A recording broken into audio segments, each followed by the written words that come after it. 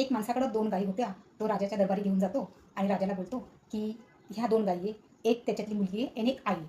आजपर्यंत मला पण माहिती नाही, की मुलगी कुठली आहे आणि आई कुठली आहे. म्हणून मी विचार केला राजाच्या दरबारी एक बुजुर्ग मंत्री आहे, तर तो खूप हुशार आहे. तो तो याचा अंदाज लावू शकेल, की मुलगी कुठली आहे आणि आई कुठली आहे. मग तो बुजुर्ग मंत्री येतो आणि तो बघतो. सुंदर गायी असतात, खूप छान गायी असतात. पण त्याला पण मुलगी कुठली आणि आई कुठली याचा फरक कळत नाही. म्हणून तो मंत्री बोलतो, की "मी 1 दिवसाचा मला वेळ द्या, मी उद्या सांगतो." मग तो घरी जातो आणि टेन्शनमध्ये येतो.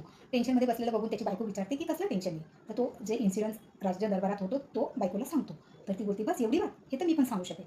मग तो बोलतो, "कसं?" मग ती त्याच्याबरोबर दुसऱ्या दिवशी दरबारात येते आणि दोघं गायी बांधलेल्या असतात. त्या दोघांना ती चारा देते. चारा टाकता त्यांच्यातली एक गाय होती पटापट खाऊन घेते आणि तिचं संपल्यावर त्या दुसऱ्या गायीजवळ जाऊन ते पण खायला लागून जाते. आणि ज्यावेळेस ती पहिली गाय खात असते, ती दुसरी गाय शांतपणे बघत असते आणि तिचं संपल्यावर ती तिचंवालं संपून आणि ती त्या गायीत पण तोंड मारायला येते. तिच्यातलं खाते. तर ती तिच्यासाठी पण सोडून देते, खात नाही. तेव्हा ती मंत्रीची बायको असते, ती हसायला लागते आणि ती बोलते, की "ही आई आहे." सर्व लोकं राजदरबारातले चक्क होतात, की हिने कसं ओळखलं? तेव्हा ती बोलते, की "जी स्वतः उपाशी राहून आपल्या मुलाला देते, ती आई असते. आपल्या मुलाच्या आधी नाही खात, ती आई असते.